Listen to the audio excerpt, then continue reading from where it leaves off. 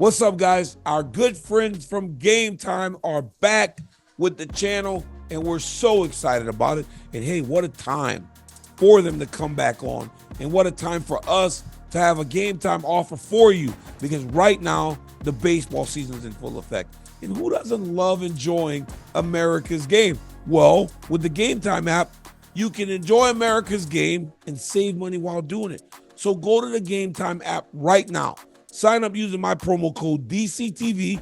We'll give you $20 off of your first purchase. Now, it is baseball season and we all love baseball, but Game Time is not limited to just baseball. You can do anything: concerts, comedy shows, basketball, mixed martial arts. Get tickets to anything by using the Game Time app. So take the guesswork out of buying tickets with the Game Time app. Download it right now. Create an account. Use my promo code DCTV for $20 off of your first purchase. Again, guys, go and download the Game Time app. Use my promo code DCTV when you create an account, and we'll give you $20 off of your first purchase. Welcome back, Game Time. We love you guys. We've missed you.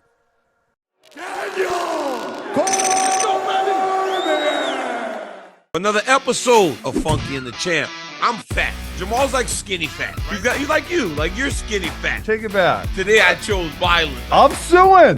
Sue them. I had the mute on for the fight. Sorry, Daniel. I did mute you. You guys are gonna be lifetime enemies because of the shit you say the moment you get a microphone in your face. Bro, you're crazy. What up, guys? Welcome to a brand new episode of Funky the Champ. I'm Daniel Cormier. That's been asking. What's up, Ben? I'm doing good. Getting ready for 4th of July, America's birthday. We're going to celebrate, do some fireworks, do some fun things. Well, I heard that you got like a really busy day. I do. Is that the life of Ben Askren every day? Well, you know what? I actually thought I got through my busy stretch, a lot of traveling, a lot of wrestling, and then my wife she throws these surprise social engagements on me, which whatever, I'm sure we're going to have a good time. I just didn't know about it, till like yesterday afternoon. Hey, so like wrestling wise, boy, Team Askren won the national wrestling duels. Well, it was your team Wisconsin. It was your team, essentially. It was your team. Look, I love how generous you are with the praise of the entire state. Yes. But it was the Askren Wrestling Academy. I mean, y'all wrestled good, bro. Congratulations. Yeah, I appreciate it. That was a big thing for us. That was something we've been trying to do for a long time. We brought in all the big troops and we got it done. It was great. You know what I think is the most amazing thing is how you get your seniors when they're done to still compete. That's massive, man. And not many people do that. No, I mean we have a good relationship with them, and they know we've done a lot for them, and they're we say, hey, come do this one thing, and we'll also have a really good time, and they were into it. Yeah, that's awesome, man. Congratulations. Like, that's not something you expect from Wisconsin, but I guess now you do. Now we are. But you guys, like, Wisconsin as a state. Daniel, someday you can move here and avoid that 17% state federal tax. Wisconsin as a state. State income tax. You said state federal tax. State income. For a smart guy, you act. Hey, you and Michael Chandler are both guys that are smart and went to Missouri. But boy, sometimes y'all do some dumb shit. I mean, I just don't understand or say some dumb shit. Anyhow, Ben, are you into? Because Luis, boy. Luis, let me tell you something. You've never met a bigger Poatan fan than Luis. I mean, this really? Dude, no, I didn't know that. God, bro, he is the fucking president of the Alex Pereira fan club. Poatan this, Poatan that, Poatan this. So am I going to show up one day for this podcast and he's going to have the face paint on? Bro, he is literally the biggest front runner you've ever met. He's all, who my two favorite fighters are? I'm like, who, Luis? Oh, Poatan and Islam. I mean, come on. Oh, that's hard. That's hard, right, Ben? Anyhow. That's funny. Yes. Poatan and Coach Plinio were talking after the knockout, saying they saw him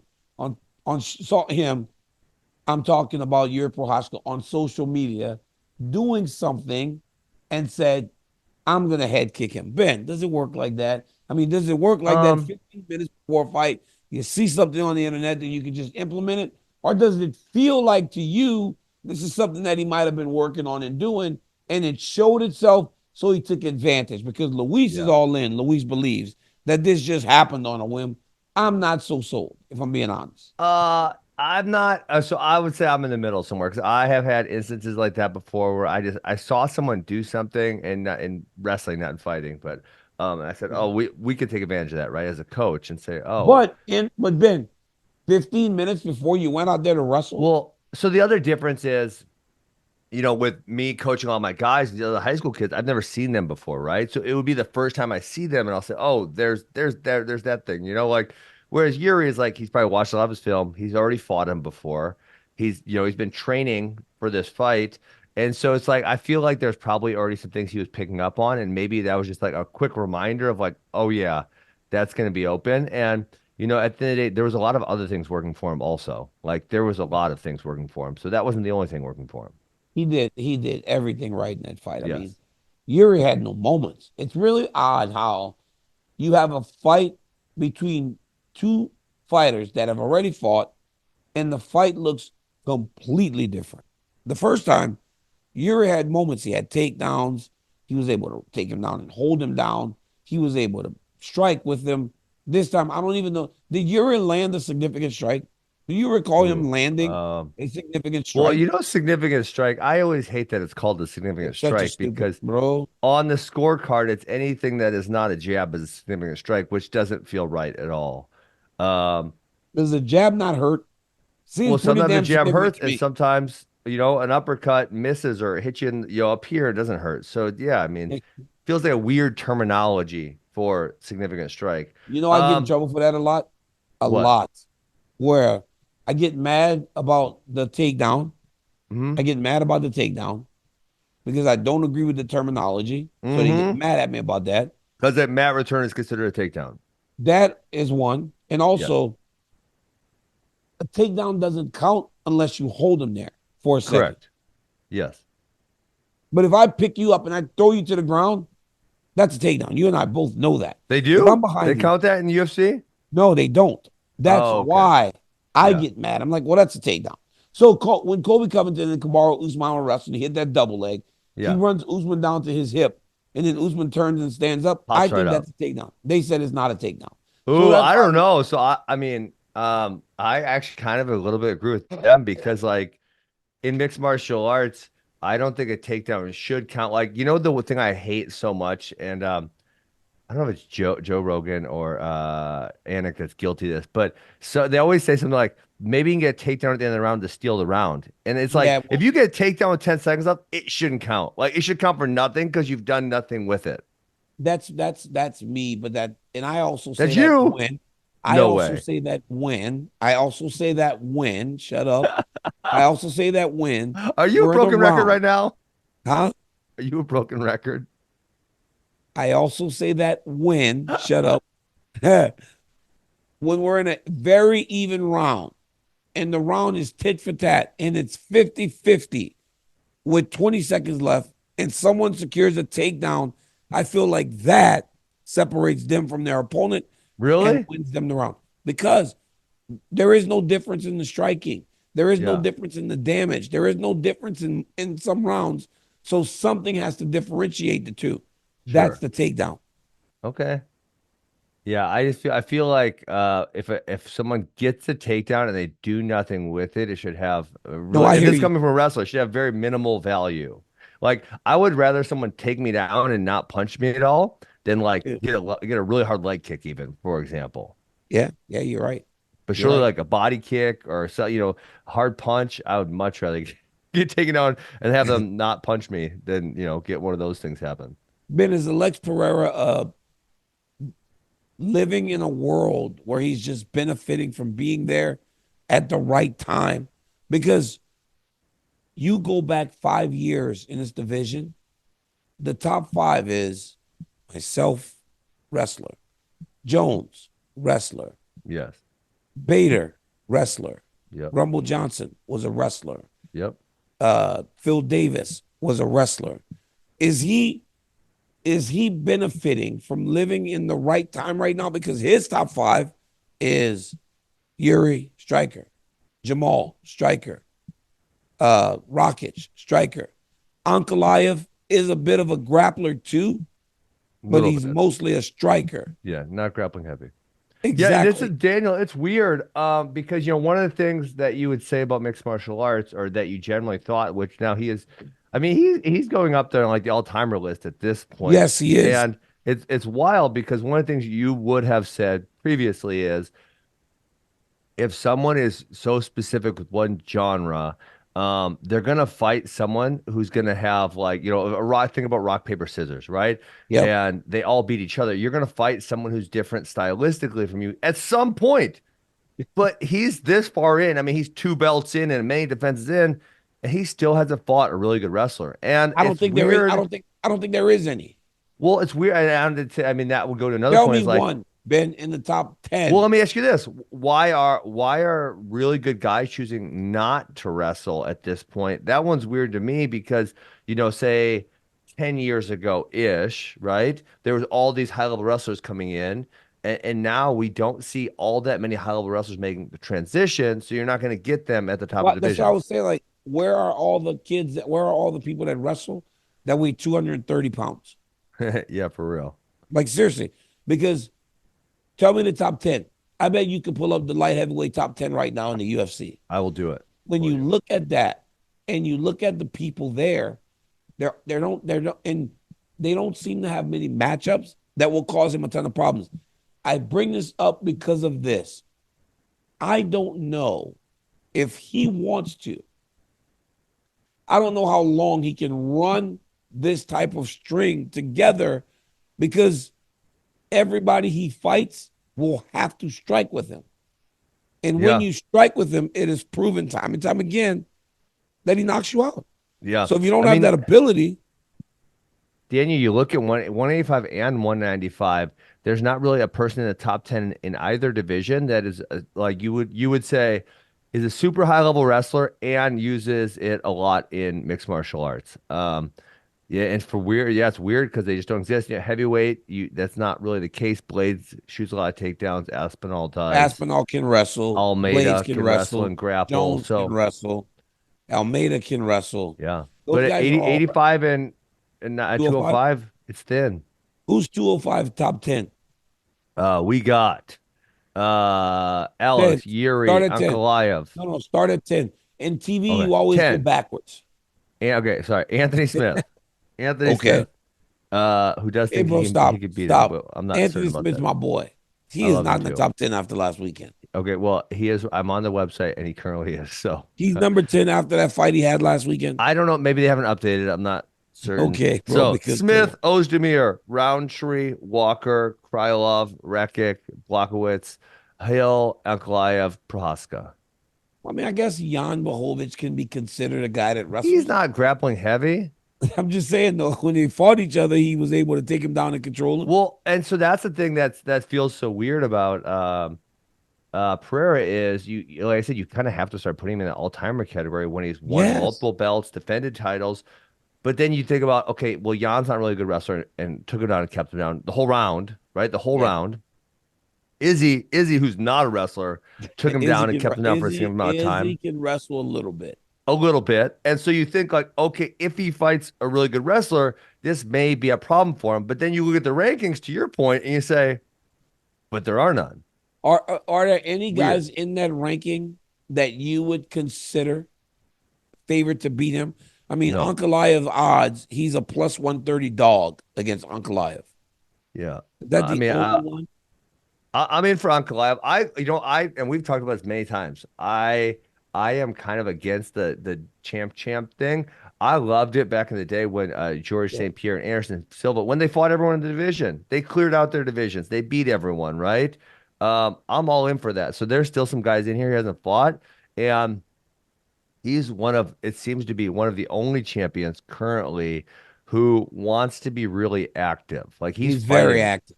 Yeah, he's fighting frequently. Ben, do you put him in there with Ankalaev as a promotion, knowing the dangers of that fight whenever you have a guy in Pereira who is really a massive star? Ben, he says Chama. He says Chama. Like, seriously, he says Chama, and people go crazy, dog. I put a video of him I was doing that stupid walk that he does. Yeah. And at the end, he goes, Chama. It's got like 80,000 likes, Oh bro, on my my God, Instagram. so It's ridiculous. crazy, bro. So So hold is on, I do what you asked me a question. I do put I'm him in saying there. that, is there a part of you as a promotion where you go, I kind of put him in there with somebody else? Well, okay, so let's talk about this.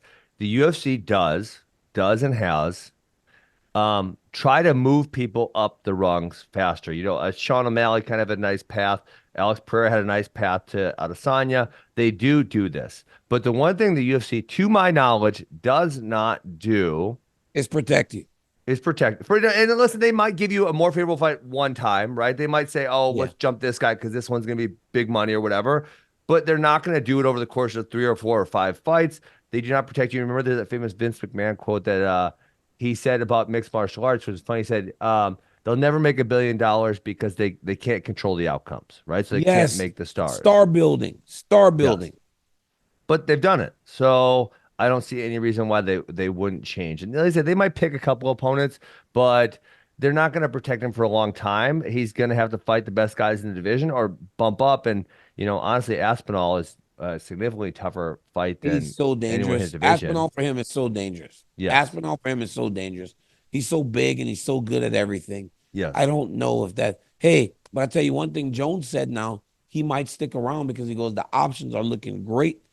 And if I'm Jones, look, man, if I'm Jones, I fight Stipe, I beat Stipe, and then I call out the UFC to make Pereira go up, knowing that you can take all that thunder because Jones versus Pereira would be Yeah. a massive But payday. But also, I listen, I love Alex Pereira, so it almost feels, I feel guilty saying this, but it feels like that would be similar to Ciryl Gane. yes, hey, bro, Jones is a minus 800 favorite to fight Pereira and beat Pereira Yeah. if they were to fight. So it's Yeah. just like not a great matchup, but I Yeah. love Alex, man. It couldn't have happened to a better guy I agree. than Pereira, his team, and those people because Chama is one of the coolest words I've ever heard in Um, my entire life. Hey, bro, but John Jones is I mean, I don't know. It's like I feel like, and this is me as a fan, I feel like I get so sick of it. And I have to assume other fans feel the same way as me, is like it just feels like he's constantly playing games. I mean, he's fought yeah. one time, Ciryl Gane. His fight before that was February of 2020. We're talking 4.5 years ago. He's had a Yeah. singular fight. No, I know. It's Well, yeah, it's he wild. got hurt last time, so you got to give him a Yeah, little. but 4.5 years. How many times can you be hurt? Yeah. Hey, Ben, just before we move on real quick, because we can't stay long today. You have Yes, stuff, I have I stuff. do. But Hmm. bro, Jiri Prochazka had convinced himself that Alex was doing. I hate it. I literally brought that up. I do those videos for my bookie. Man, if you start talking like that, that is a clear sign you're gonna get your ass kicked. Like if you're starting to worry about witchcraft, like nope, you're done. You're not gonna win. And I said it. I said, listen, if he's worried about witchcraft, this is gonna be over quick. He's gonna get knocked out, and that was what happened. Ben, he walked off What? the stage after weigh-ins. He goes, I could see it in his eyes. He was trying to do something. He was like, You're it was crazy. awesome. No, seriously, bro. Whenever Alex's song was playing and Yuri was in the middle of the octagon, he's literally like pulling in the energy, like putting it inside of himself Oh my in the God. octagon. It was Dude, the when you get that far, it's a little too far. And yeah, I mean, I said it. I said it like I hate this, hate the fact they think about this, and if you think about that type of stuff, man, it's probably it, over for you. it was awesome, dude. I Oh love my Yuri. God. I love Yuri, bro. Oh I wow. love Yuri so much. He's the best. All right, Ben. Israel Adesanya and Dricus du Plessis Yes. are now scheduled for Perth at UFC 305, I Mm-hmm. believe. Yesterday, they had a press conference. Du Plessis and Adesanya faced off for the first time. It was the first time we've seen them come together since that very uncomfortable Very uncomfortable. interaction inside the octagon. Was that, What? would you say when I said I said it was uncomfortable? very uncomfortable. Very. very uncomfortable, especially to like people who aren't black. We're like, whoa, this is crazy. Anyways, so anyhow, they come together. How much do you think it bothered Adesanya? Because one of the reasons they're so mad at each other, or Izzy is so upset, Yep. South Africa, Africa, you so eloquently Talked about the history. We'll he just say that. talked about the history and explained it to us as to why a guy like Adesanya would feel that. But then the first thing, or one of the first things, Strickland, not Strickland, Dricus says is, it's very exciting for me. Two African guys fighting for a world championship. How mad do you think that made Adesanya, or Oh do yeah. you believe the fact that Adesanya wasn't inebriated, it may not have bothered him as much as it did whenever they were at that event? No, I would say it bothered him for sure, just based on Smart by previous Dracus, stuff. though. Smart to do that. Yeah, I think so. I mean that's kind of what Drake has done to this point. And said I didn't love some of the trash talking against Sean Strickland. I thought it was a little below the belt, but he did it anyways, and it worked. So I really don't see why he wouldn't continue with that type of behavior. Did you see what Sean Strickland said today against Peyton Talbot? No, what he said. Peyton Talbot is awesome, bro. Yes. And Sean Strickland wrote something like, no, Sean Strickland's out of his mind, dude. He said, Yes. But do you see Sean Strickland fight that Marine? I kind of want the backstory on it, but like, did that guy? Why did he want to get beat up so bad? I don't know, man. I That don't know was why weird, fans right? do. I don't know why fans do that. The ones that just decide I want to fight an MMA fighter, like it's the dumbest thing in the world. It's You're not gonna get good. beat up. But anyhow, yeah, he made a very bad gay joke about Peyton Talbot. I Wait, don't know what, dude. It was bad. Sean Strickland posted it. Like Sean does stuff. Sean on does stuff Twitter that it or was either X? on Twitter or on X, or I don't know where it I'll was. I find saw it it. was a picture. It was bad. Sean does whatever he wants. It's so crazy. Sean also is mad at Robert Whitaker. Told Robert Whitaker sit his ass in the back because he should be the backup fighter. But is this fight between Dracus and Izzy? Does it mean as much as Izzy? No, no. Let me rephrase this. By Izzy making it so important that it's the history of the entire country or the continent, Yeah. is that a good thing or a bad thing? Is that unneeded pressure for Adesanya to put on himself? Yeah, I would definitely say unneeded. But some people that's positive, right? Some people maybe not so good. They crack under that type of pressure. So, maybe Adesanya's the type of guy where he feels like he needs to feel that pressure and needs to feel that type of emotion. Um, I don't know. I think I don't think I've ever seen him like sway. Like actually, I would say with the Strickland fight where he lost. I think that was one where he didn't kind of build it up too much. Where it was kind of like it almost looked like he was taking it easy or he was underwhelmed by Sean Strickland, so he didn't come out to fight as hard as he maybe should have. So maybe he needs that type of thing that's gonna be more positive for him. You think that's good for a guy that was honestly talking about being done until 2027? It almost was That like was Izzy, weird. That was so weird right? though. Yeah. But he was like, he wanted a break, and now he's in the biggest fight that he can get. Yes. So Well, why put the some of pressure? these guys did. I don't know if you ever dealt this with your athletes, some of your athletes, because those are people even closer than these fighters.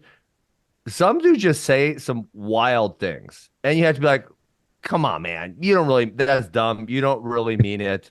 Like that's totally illogical. Let me just talk to you for 3 minutes and tell you why that's illogical." And then you talk to them, and they're like, "Yeah, you're right. I shouldn't It have makes said that, sense. or I shouldn't have done that." Like so. And I feel like Adesanya is that kind of guy. So like when he said, "I'm not fighting until 2027," if you would have let me wager that, I would have wagered all my Bitcoin on that. That was not going to happen. 2027, yeah, right. Like it was so ridiculous. For I real. just I would have won so many Bitcoin on that. I just think that he was frustrated, right? Losing that Mm-hmm. fight to Sean Strickland. And Mm-hmm. bro, it's also hard, right? Whenever he was the guy, he gets beat by Sean Strickland, who Pereira beat. It's like there's a whole thing. Those guys will always be linked to each other, and that has to be hard for a guy like Adesanya. But I love this fight. I love that these two guys are going to settle the score. You know what's crazy to me is Yuri's weird, right? Yuri's weird, and Yuri fights weird. Yes. But we have now seen Pereira able to just figure it out. Yes. Dricus is weird, but nobody can figure him out. How does No one's Dricus figured him win, out bro? yet. How does he win with that style? I mean, dude, that was, I was a doubter. I saw the way he I moved was and I said, too. this is weird. And I thought Robert Whitaker was going to beat him. Then I thought Sean Strickland was going to beat him. And he has just continued to prove us wrong. And so, like when I watch them, I feel like Israel Adesanya should be able to beat him. But given what has happened, it's like, oh man, that's how I feel. But I would have a hard time making that bet. I think Dricus actually takes our thoughts and he goes and he applies it to himself and he gets better. I made fun of him in his wrestling when in one fight. I was like, you Yeah, don't do that. I was like, that makes no sense. But then he comes back the next fight and he does something way better and it worked. And it's like he fixed it.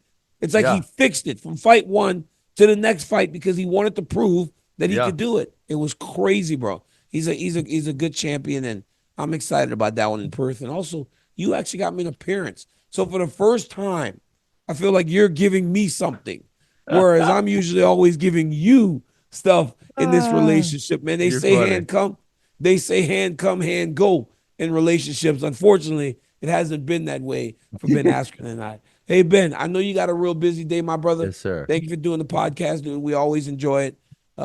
Thank you for your time. Guys, All right, have for a Ben great Askren, I'm Daniel Cormier. Happy 4th of July, guys. We'll catch you on the next one. Peace. See ya.